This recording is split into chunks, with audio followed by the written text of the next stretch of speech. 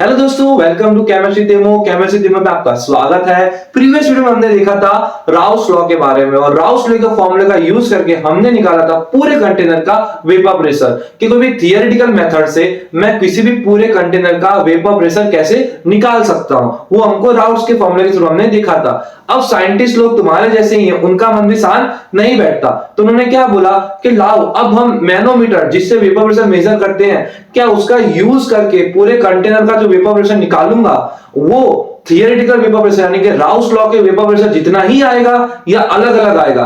तो जब उन्होंने बहुत सारे सॉल्यूशन का ऐसा वेपर प्रेशर निकाला, नैनोमीटर से प्रैक्टिकल डेटा निकाला और थियोरेटिकल डेटा निकाला राउस लॉ के फॉर्मूले के थ्रू, तो उन्होंने एक चीज नोटिस की, नहीं सेम नहीं आ रहा था, कुछ ना कुछ डिफरेंस आ रहा था। तो ऐसे होने का क्या रीजन था, तो उन्होंने उसके बारे में डिटेल में स्टडी की और सॉल्यूशन को दो पार्ट में डिवाइड किया। वो दो पार्ट था, पहला आइडियल सॉल्यूशन और दूसरा था मेरा नॉन आइडियल सॉल्यूशन। और आज के जो वीडियो में हम बात करने वाले हैं आइडियल और नॉन आइडियल सॉल्यूशन के बारे में। ऐसा तो क्या हुआ कि भाई प्रैक्टिकल डेटा और थियोरेटिकल डेटा अलग आ रहे थे। अगर तुम्हें ये जानना है तो मेरे साथ वीडियो में लास्ट तक बने रहो। तो पहले हम स्टार्ट करते हैं आइडियल सॉल्यूशन के बारे में। कुछ पैरामीटर जो हम देखेंगे आइडियल सॉल्यूशन क्या होता है। तो फर्स्ट पॉइंट होगा अपना, जो ओबे कर रहा हो राउस लॉ को, जो क्या कर रहा हो, ओबे कर रहा हो राउस लॉ को at any range of concentration, यानी कॉन्सेंट्रेशन की कोई भी रेंज को क्या कर रहा हो, फॉलो कर रहा हो मेरा राउस लॉ को, यानी भाई obey the Rouse law of any range of concentration. अब यहाँ पे क्या होता है कि भाई मैंने जो फॉर्मूले के थ्रू वेपर प्रेशर निकाला होगा, यानी जो मैंने थियोरेटिकल यानी जो वेपर प्रेशर निकाला यहाँ पे, वो किसके बराबर होगा, वो जब मैंने उसका एक्सपेरिमेंट किया, जब मैंने उसको एग्जैक्ट मेजर किया मैनोमीटर के थ्रू, अगर वो उसके बराबर आ रहा है, यानी क्या कर रहा है, वो फॉलो कर रहा है, किसको फॉलो कर रहा है, राउस लॉ को फॉलो कर रहा है, तो वो सॉल्यूशन कैसे होंगे, तुम्हारे आइडियल सॉल्यूशन होंगे। अब जो सेकंड पॉइंट हम देखेंगे वो सेकंड पॉइंट होगा इसका, डेल्टा वी मिक्सिंग होनी चाहिए मेरी 0। इसका मतलब क्या होता है, तो पहले हम यहाँ पे समझते हैं कि यहाँ पे मेरे पास दो बीकर है, यहाँ पे मेरे A के मॉलिक्यूल है, इसको मैं बोलता हूँ सॉल्वेंट, और यहाँ पे मेरे B के मॉलिक्यूल है, इसको मैं बोलूंगा सॉल्यूट। अब यहाँ पे मैं बोलूंगा इसका वॉल्यूम कितना है, मेरे पास वॉल्यूम है 50 ml और इसका वॉल्यूम है मेरे पास 60 ml। अब जब मैंने इन दोनों को क्या किया, मिक्स किया, तो यहाँ पे क्या बनेगा, मेरा AB बनेगा।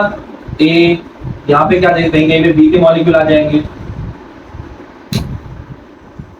यानी क्या होगा, कहीं पे A और कहीं पे B के मॉलिक्यूल आएंगे, तो इनका जो मिक्सिंग होना चाहिए, जो फाइनल वॉल्यूम है वो मेरा कितना होना चाहिए, 1110 ml जितना होना चाहिए। तो अगर ऐसा हो रहा है तो डेल्टा, हमने फॉर्मूला देखा हुआ है, final volume minus VA plus VB। अगर इनका मैं अगर डिफरेंस निकाल रहा हूं तो क्या आना चाहिए, 0 आना चाहिए, तब डेल्टा वी मिक्सिंग क्या होगा, मेरा 0। अगर ऐसा हो रहा है तो वो सॉल्यूशन मेरे कैसे होंगे, आइडियल सॉल्यूशन होंगे। सेकंड, अगर ऐसा नहीं हो रहा है तो वो सॉल्यूशन जाते हैं नॉन आइडियल में, वो हम डिस्कस करेंगे आगे। थर्ड पार्ट आता है मेरा delta H mixing.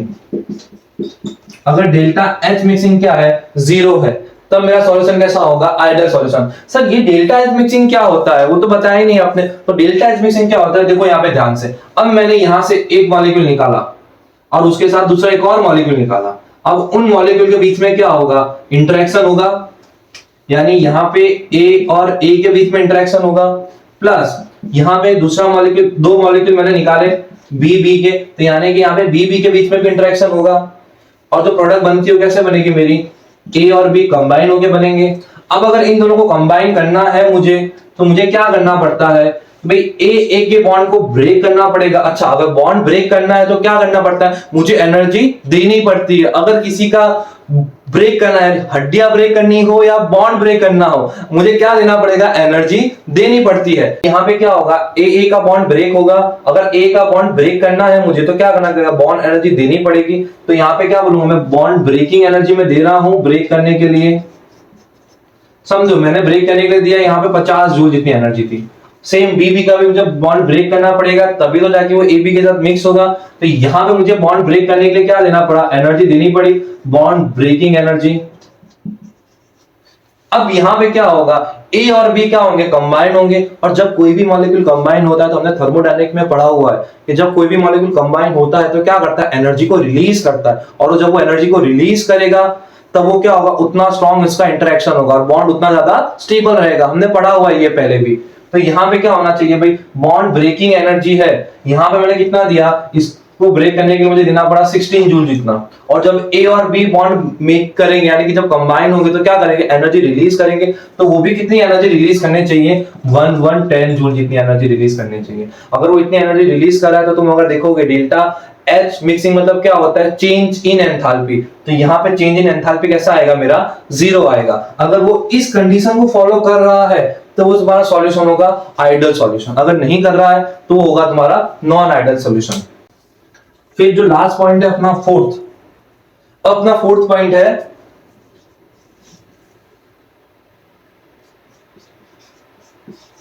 Interaction.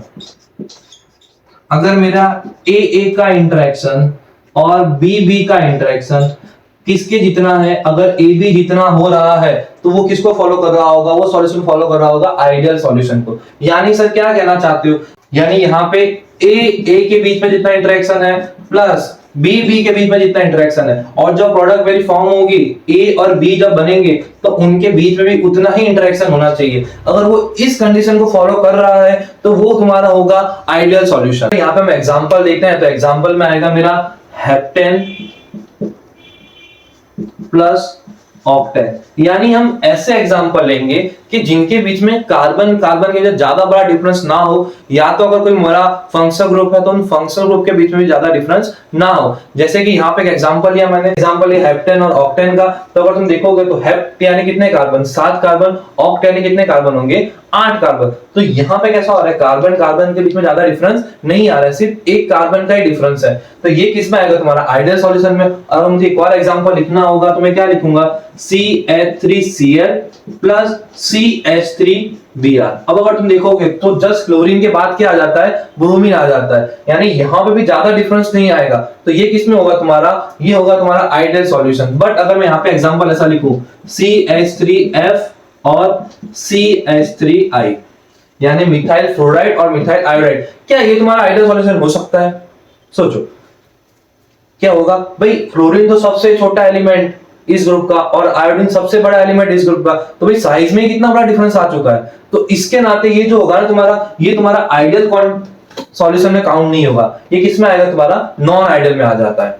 I hope तुम्हें पता चला होगा आइडियल सॉल्यूशन क्या होते हैं। तो फटाफट एक मिनट में रिवाइज कर लेते हैं। जो किसको फॉलो कर रहा हो, राउस लॉ को फॉलो कर रहा हो। सेकंड कि जिसका डेल्टा वी मिक्सिंग 0 हो, डेल्टा एच मिक्सिंग 0 हो। थर्ड भाई उनके बीच का इंटरेक्शन यानी ए का इंटरेक्शन किसके जितना होना चाहिए, ए बी के जितना होना चाहिए। और थर्ड इज फोर्थ हमने जो इसके एग्जांपल देखे, हेप्टेन, ऑक्टेन, CH3Cl और CH3Br। अगर ज्यादा डिफरेंस आता है इनके एटॉमिक मास में तब ये मॉलिक्यूल आइडियल फॉर्म नहीं कर सकते। अगर मेरा सॉल्यूट और सॉल्वेंट के मोलर मास से बहुत बड़ा डिफरेंस है तब वो तुम्हारा आइडियल सॉल्यूशन में काउंट नहीं हो सकता। उसका एग्जांपल हमने यहाँ पे देख लिया, CH3F और CH3I। बात करेंगे नॉन आइडियल सॉल्यूशन के बारे में। जो तुमने आइडियल सॉल्यूशन पढ़ा उसका अपोजिट होता है नॉन आइडियल सॉल्यूशन के अंदर। तो फर्स्ट पॉइंट क्या होगा, डस नॉट ओबे